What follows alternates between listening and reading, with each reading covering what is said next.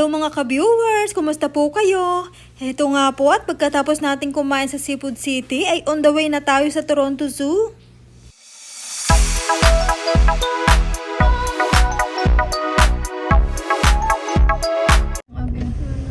Ma'am, where are we gonna pay the parking? At the admission gates. Admission gate. And then you just scan it when you're... Oh, thank you, ma'am. Thank you.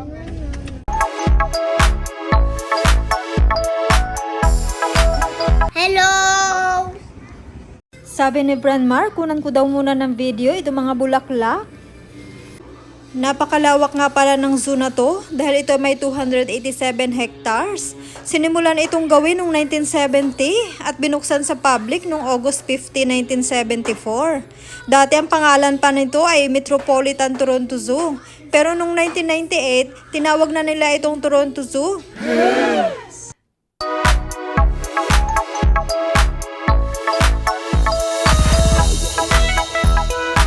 Pila po muna tayo para bumili ng ticket.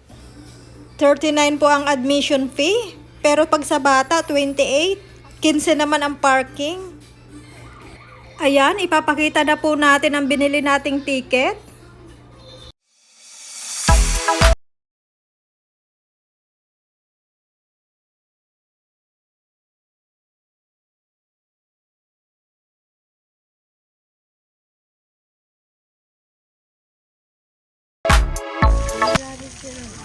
Ay, ang sarap ng buhay ng rhino. Nagsha-shower.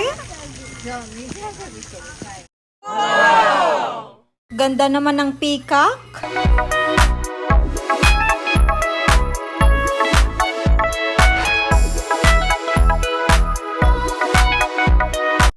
Tingnan natin kung anong nasa loob ng Indomalaya Pavilion.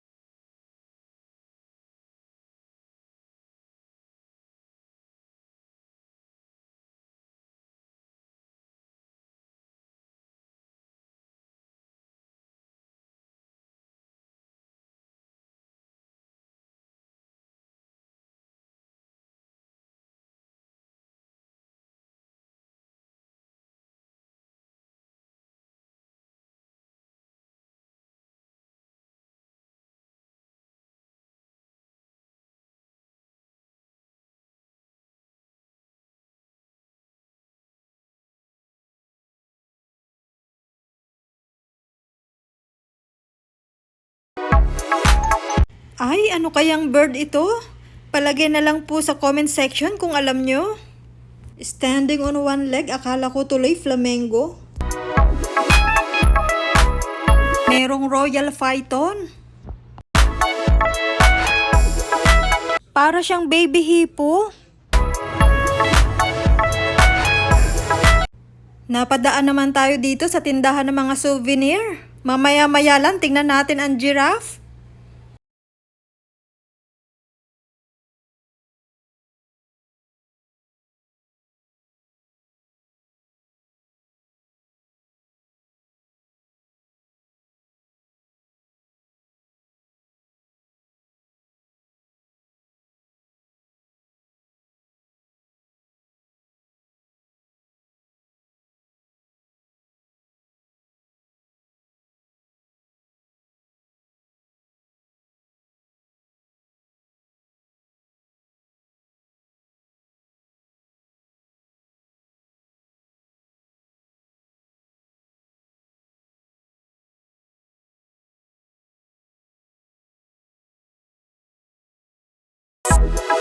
Sit on this tree.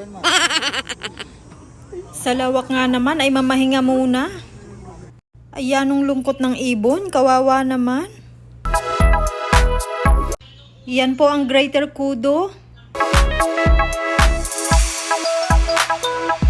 Ay, ang laki ng white rhino.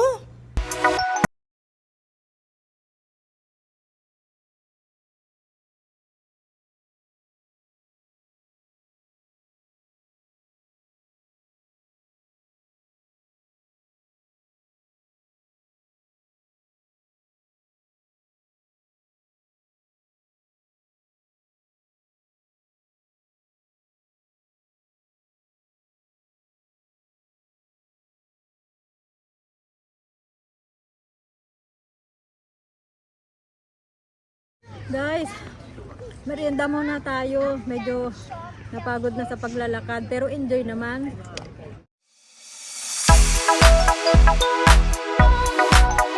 Ang ibang indigenous people of Africa nga po pala ay nakadepende sa sheep, goat at cattle. At pagkailangan ng kanilang mga hayop ng green pasture ay lumilipat sila sa green pasture pansamantalang gumagawa ng tirahan kagaya nito. Yari po yan sa sticks, plaster of grass, cow dung at mud. At kapag nga po inabandona na nila yan, ay eventually babalik na rin po yan sa earth.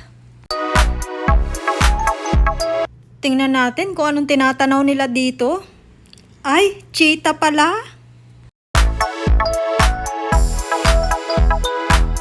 Yun, ang zebra.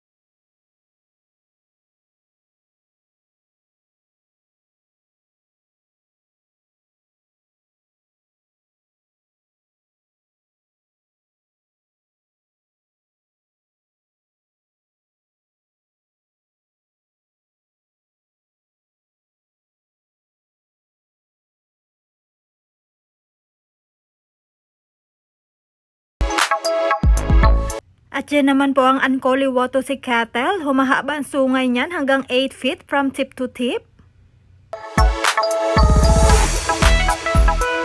Malayo pa po ang lalakarin natin.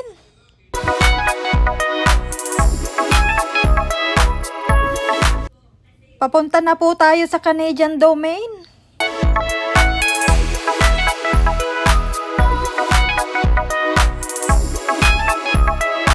Yan po ang bison.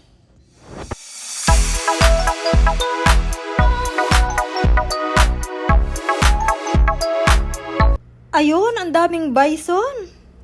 Pahinga na naman daw si Branmar. Yun ang bear. Naku, magtatago. Saan ka pupunta? Hindi kita makita ng ayos. Takbo pa ng takbo si Branmar. Walang kapaguran.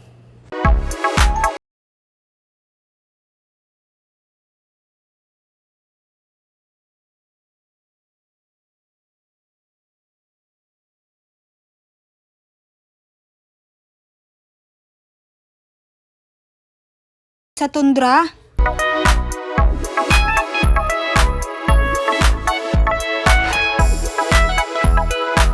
Siguro feeling ni Branmar dyan, lumilipad siya. Ang First Nation po ay term na ginamit para i-identify ang indigenous people in Canada. Nanirahan sila noon mainly sa South Arctic Circle. Tara naman dito sa American Pavilion. Ay, ang gaganda naman ng mga ibon, kulay blue.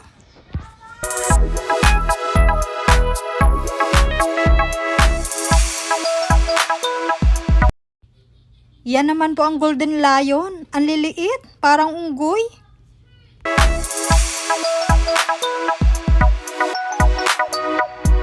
Ay, may owl din.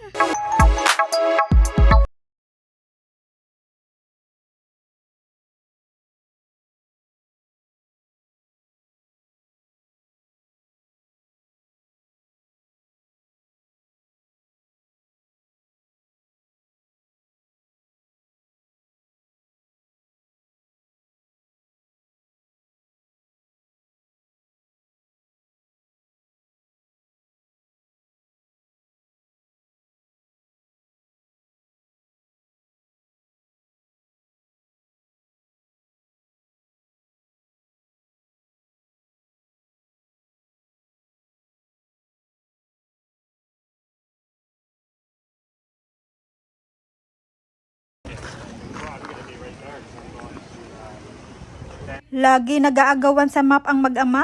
Ang gusto ni Brenmar, siya lagi ang may dala ng map. Kala mo naman ang galing bumasa. We're here. Ha? We're here in this park. Okay, let's go. May mga kambing din naman dito.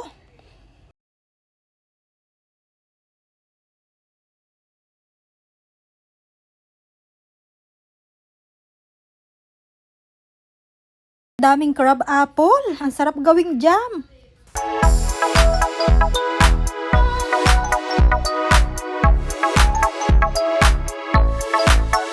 Zutik Gift Shop. Kung gusto nyong mamili ng mga pasalubong.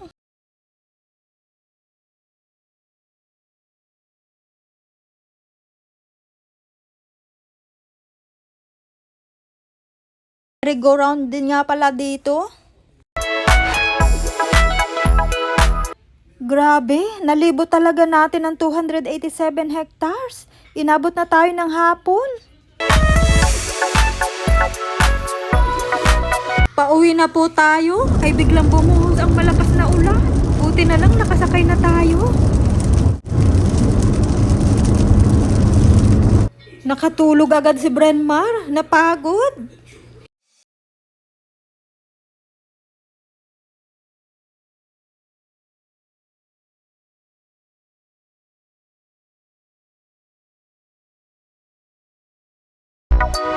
Ayun, tanaw na natin ang CN Tower. Malapit na po tayo. Maraming salamat po sa panonood. Sana po'y nag-enjoy kayo. Hanggang sa muli. Bye-bye.